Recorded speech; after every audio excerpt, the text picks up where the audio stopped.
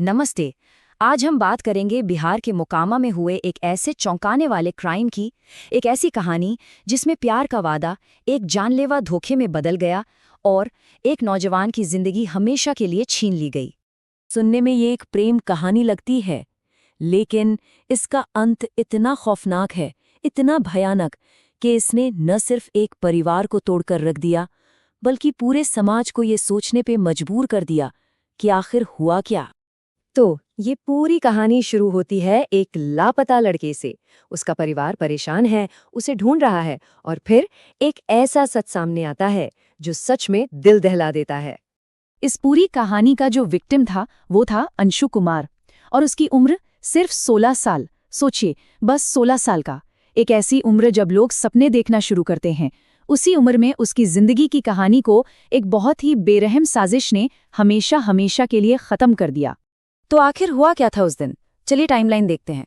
20 मार्च अंशु अपने घर से निकला और फिर कभी वापस ही नहीं लौटा। 3 दिन तक परिवार उसे ढूंढता रहा, लेकिन कोई सुराग नहीं मिला।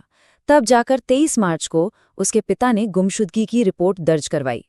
और फिर ठीक 1 महीने बाद 23 अप्रैल को पुलिस ने ऐलान किया कि उन्होंने केस सॉल्व कर लिया है। और जो सच उन्होंने बताया वो वाकई बहुत भयानक था। सवाल ये है कि आखिर क्यों एक 16 साल के लड़के को कोई इतनी बेरहमी से क्यों मारेगा? पुलिस की जांच जैसे जैसे आगे बढ़ी तो इसके तार जुड़े एक प्रेम कहानी से, एक ऐसे रिश्ते से जिसके खिलाफ लड़की का परिवार था। और पुलिस के मुताबिक यही इस पूरी जानलेवा साजिश की असली वजह बना। पुलिस का कहना है कि इस पूरी हत्या की जड़ में एक लव अफेयर था। अंशु और एक लड़की के बीच एक रिश्ता था जिसे लड़की का परिवार किसी भी हाल में, किसी भी कीमत पर मानने को तैयार नहीं था। और ये सिर्फ नानुकुर नहीं थी, ये एक तरह की दीवार थी उनके रिश्ते के बीच। और इस विरोध का जो सबसे बड़ा चेहरा था वो था लड़की का मुंह बोला चाचा, जिसका नाम है ज्ञान प्रकाश। अब ये मुंह बोला चाचा मतलब वो शख्स जिसे परिवार में चाचा का दर्जा तो दिया जाता है, लेकिन उसका खून का कोई रिश्ता नहीं होता। पुलिस का मानना है कि यही आदमी ज्ञान प्रकाश ही इस पूरी हत्या का मास्टरमाइंड है। देखिए, ये कोई गुस्से में अचानक हुआ क्राइम नहीं था, नहीं। ये एक ठंडा, सोची समझी साजिश थी। एक ऐसा धोखा था जिसे शादी जैसे पवित्र वादे की आड़ में बड़ी चालाकी से बुना गया था। अब जरा इस साजिश के तरीके को समझिए कि इसे कितनी बारीकी से प्लान किया गया। सबसे पहला स्टेप, लड़की को सीन से ही हटा दिया गया, उसे कोडरमा भेज दिया ताकि किसी को शक न हो। फिर दूसरा स्टेप, अंशु को बुलाया गया, वो भी शादी करवाने के मीठे झांसे के साथ। जाहिर है अंशु भरोसे में आ गया, और जैसे ही वो वहां पहुंचा उसे ज्ञान प्रकाश के साथ ही विजय कुमार और उसके लोगों को सौंप दिया गया। और फिर जो हुआ वो बेहद खौफनाक था। उसे हरनौत ले जाया जा रहा था और रास्ते में ही उसकी गर्दन और पेट चीरकर बेरहमी से हत्या कर दी गई और उसके शव को एक सुनसान इलाके में फेंक दिया गया। तो आखिर ये ज्ञान प्रकाश है कौन, इस पूरी साजिश का कथित मास्टरमाइंड? जब पुलिस ने उसके रिकॉर्ड्स खंगाले तो पता चला कि वो कोई आम आदमी नहीं है, बल्कि उसका एक हिंसक आपराधिक इतिहास रहा है। पुलिस उसे एक कुख्यात अपराधी मानती है, मतलब एक नोटोरियस क्रिमिनल।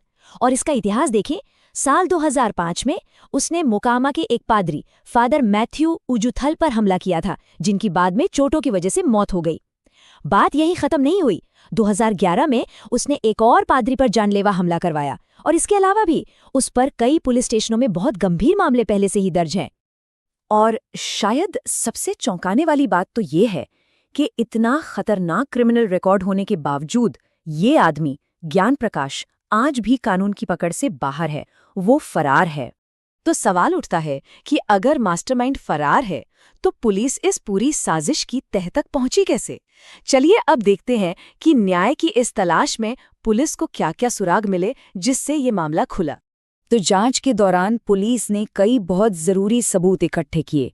इसमें हत्या में इस्तेमाल हुआ चाकू मिला, क्राइम में यूज की गई गाड़ी भी बरामद हुई, 5 मोबाइल फोन भी मिले, और शायद सबसे दिल तोड़ने वाला सबूत, अंशु की एक चप्पल भी पुलिस को मिली। तो इस केस में अब तक हुआ क्या है, कौन कौन पकड़ा गया है और कौन अब भी बाहर है? देखिए, पुलिस ने लड़की के माता पिता, उसकी बहन और जो साथी था विजय कुमार, इन सबको तो गिरफ्तार कर लिया है। लेकिन कहानी के दो सबसे बड़े और अहम किरदार, एक तो अंशु की प्रेमिका और दूसरा मुख्य साजिशकर्ता ज्ञान प्रकाश, ये दोनों अब भी फरार हैं। और यहीं पर आकर एक बहुत बड़ा सवाल खड़ा हो जाता है कि जब इस पूरी साजिश का मास्टरमाइंड और वो लड़की जिसके प्यार की कीमत अंशु ने अपनी जान देकर चुकाई, जब ये दोनों ही फरार हैं, तो अंशु कुमार और उसके परिवार को इंसाफ आखिर कब मिलेगा? कब ये न्याय पूरा होगा?